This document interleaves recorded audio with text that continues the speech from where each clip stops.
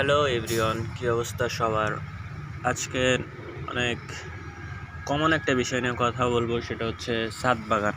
অনেকেই শখ করে ছাদ বাগান করতে চান, কিন্তু কিভাবে শুরু করবেন বুঝে উঠতে পারছেন না। ছাদ বাগান করা কোনো বড় বিষয় না, ছাদ বাগানটা খুবই সহজ বিষয়। আপনারা ইউটিউবে ভিডিও দেখবেন হয়তো যে এইভাবে মাটি দিতে হবে, ওইভাবে মাটি দিতে হবে, টবে কীভাবে মাটি করতে হবে, ওরা নানান রকম বিষয় বলে, মানে হাজার রকম, একটা মাটির ভেতরে হাজার রকম ঢুকায় দেয়। তা আমি যেটা করছি, আমি অতটা ইউটিউব ভিডিও দেখছি যাতে আমি কিভাবে ভালোভাবে করতে পারি, কিন্তু আমি ততটা কাজে লাগাই নাই আর কি। আমি যতটা সহজভাবে করা গেছে ততটাই সহজভাবে করছি। যেমন এই টবেই ধরেন, টবের নিচে ইউটিউবের ভিডিওগুলোতে দেখায় যে খোলা দেয়, বালি দেয়, খোয়া দেয়, নেট দেয়, নানান বাহানায়। কিন্তু আমি যেটা করছি, আমার যেটা সহজ মনে হয়েছে, যেটা আপনারা ধানের কুড়া বা তুষ যেটা বলেন, তুষটা ভালো হয়, কিন্তু কুড়াও দিলে সমস্যা নেই।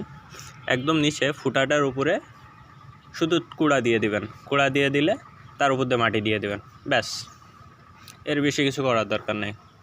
প্রথম আমি যেটা করছিলাম, সেটার যে বালি দেওয়ার কথা, মাটির সাথে বালি মেশানোর কথা, এই টবটাতে আমি মাটির সাথে বালি মিশিয়েছিলাম। এবং এই মাটিটার অবস্থা দেখেন, আর এইটার দেখেন, এইটাই কোনো মাটি নেই, 50% গোবর সার, গোবর, শুকনা গোবর যেটারে বলে। গোবর সারও অনেকে বুঝতে ক্লিয়ার হয় না। শুকনা গোবর, শুকনা ঝরঝরা গুঁড়ো মতো গোবর, আর অর্ধেক মাটি, এটা মিশাই দেখেন আমার কত সুন্দর ফুল আসছে।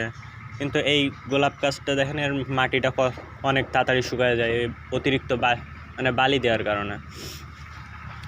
এই যে এইগুলো দেখছেন, এই গাছটাও যেমন গ্রোথ হয় না, কিন্তু এই গাছগুলো দেখেন, এই গাছগুলো আপনি শুধু গোবর সার আর মাটি দেওয়া কতটা ভালো গ্রোথ হয়েছে। আমার সবগুলো গাছ দেখতে পারেন, সবগুলোই অনেক ভালো গ্রোথ হয়েছে।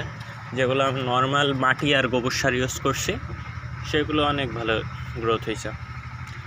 আশা করি মাটি এবং টব তৈরি সম্পর্কে সাধারণ ধারণা আপনাদের অনেক কাজে লাগবে। আমি এটাও এরকমভাবেই তৈরি করছি। বস্তাগুলোয় আমি মাটি দিছি, মাটি, আপনাদের সাথে মিথ্যা বলবো না, মাটি আর আছে গোবর সার। মাটিতে এইগুলো গাছ আছে, আমার একটা চেরি ফল গাছের পেয়ারা গাছ আছে। এই দুইটা বস্তায় ততটা প্রোগ্রেস দেখি নাই, কিন্তু আমার এই বস্তাটা একটু মাটি বেশি।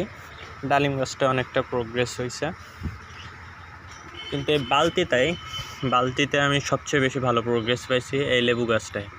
আমার অলরেডি দেখেন সব ফুল আসছে কিছুদিন, এই 20 থেকে 1 মাস বয়স হবে এই গাছটা এখানে লাগাইছি। গাছটা বড় ছিল, কিন্তু এইভাবে 1 মাসের মধ্যে আমার ফুল চলে আসছে, পাতা ছেড়ে ফুল চলে আসছে। আর এই টমেটো গাছগুলো দেখেন, এইটার ভেতরে কোনো গোবর সারও নেই, এইটার গ্রোথ সবচেয়ে ভালো। এইটার মাটি অনেক পুরাতন, এখানে শুধু মাটি দেওয়া। এই গাছগুলোর গ্রোথ অনেক ভালো হয়েছে। একটা ছাদ বাগানে যে টবের ভেতরে মাটি তৈরি করতে অনেক রকমের দেওয়া লাগে এমন কিছু না, এমনি নর্মালি আপনি মাটি ইউজ করেও অনেক ভালো ফলাফল পেতে পারেন। কিন্তু পানিটা আবার রেগুলার দিবেন না, পানি রেগুলার দিলে আপনার গাছের গোড়া পচে যেতে পারে। যেমন আমার এই বেগুন গাছ কিছু আছে, অতিরিক্ত পানি দেওয়ার কারণে অলমোস্ট মরে গেছিলো। ওই বড়ো গাছ আর এই গাছ একসাথে লাগানো, পরে আমি যখন পানিটা কন্ট্রোল করি তখন আমার বেগুন গাছগুলো আবার প্রোগ্রেস হওয়া শুরু করছে। এখন এই ছিল, এভাবে আপনারা নর্মালি মাটি ইউজ করে খুব সহজে, খুব তাড়াতাড়ি আপনি টবে গাছ লাগাইতে পারবেন, এবং আশা করি ভালো ফলনও পাবেন। আমাদের ওই রকম ইউটিউবের ভিডিও দেখে অতিরিক্ত করার কোনো প্রয়োজন আমার মনে হয় না হয়। কিন্তু আপনাদের যদি পাহাড়ি অঞ্চল বা এরকম কোনো বালিময় অঞ্চলের আছে বা মাটি হয়, সেই হিসেবে একটু সার প্রয়োগ বেশি করতে হবে। গোবর সারের উপরে কোনো টবের মাটি আমার মনে হয় না আছে। তো এই ছিল আজকের ভিডিও। সবাইকে আল্লাহ হাফেজ।